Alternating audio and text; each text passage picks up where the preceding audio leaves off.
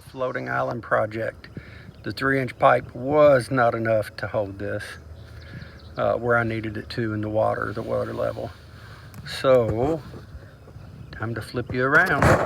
Now I've got 4-inch that's going on, and the 3-inch I'm gonna tuck up under here because I know it won't float the 3. They'll go down, it'll submerge some, and then I'm counting on these to balance it out.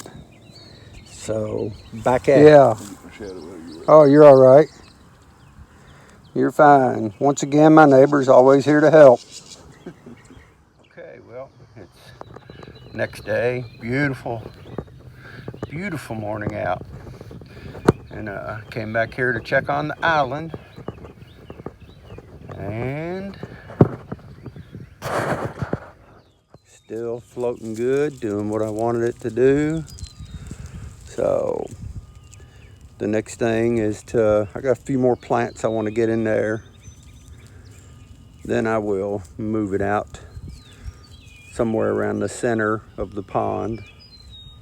And I'll tie it off on the bank on one side and on another. So if we need to retrieve it, we can. We've got a little boat that we can put in there to move it if we wanted to just anchor it. So anyhow, I'm really pleased with that. And if you wanted to do this for your pond, I would highly suggest it. I think it would be good for it. And there's other videos out there with people with a whole lot more knowledge than I have. But I like what I saw, so I'm giving it a shot, and like to see you all do the same thing, and if so, share what you do. I'd love to see more of these islands built by you all. So thanks, have a good day. Time for me to quit looking in the sun and get some stuff done today. Thanks for hanging out. Catch you later. We have got a pond full of some big old tadpoles. And it's so bright out, I can't tell by looking at my phone if you can see them or not.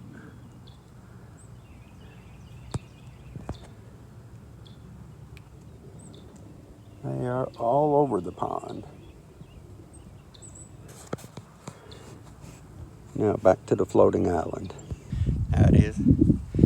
Okay, so we got all these pockets that I talked about earlier that I'm going to take this stuff and put it in here. And we had so many strawberries that is what we're going to put in these edges.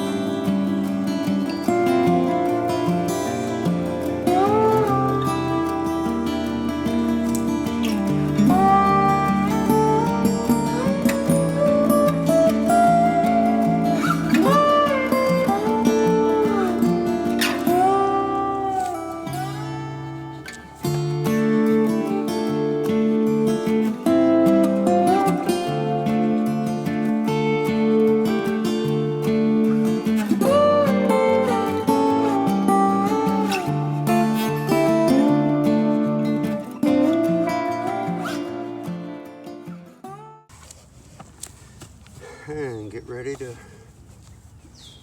launch it. Send it out to float. Yep, to launch it out there and get it tied off.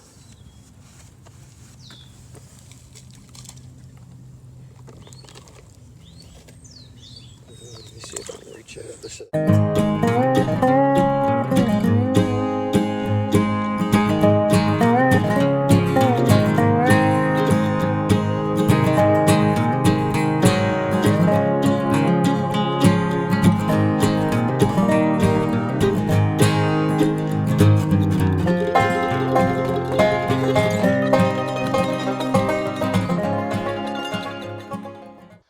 Okay, while I'm doing updates on the island, I'm going to do a quick update on the raised bed and show you what I did here.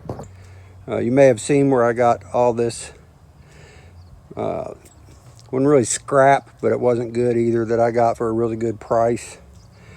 And so for our raised bed here, I put all the framing on the outside to hold the metal in so it wasn't pushing outward. Got the corner braces on. It's a little bit extra metal at the bottom. I'm gonna lay a board across the front and the back and push down with the bucket of my tractor. Set the tin into the dirt so that it will also be added support. So we will see how it works. These screws right here, don't buy them. They're garbage. They're just not very good. They strip out really easy. That's why I was trying to use them up on this right here, because they just aren't really not good for much. It helps if you have a little chunk of beeswax to put on the threads. But the heads just strip out really, really easy. So back to work. See ya. And the screw, you can see the little groove right there. And I just run the screw over that a couple of times, filled the threads with beeswax. And we will see if I can hold my phone and get that to go in right there. Probably not.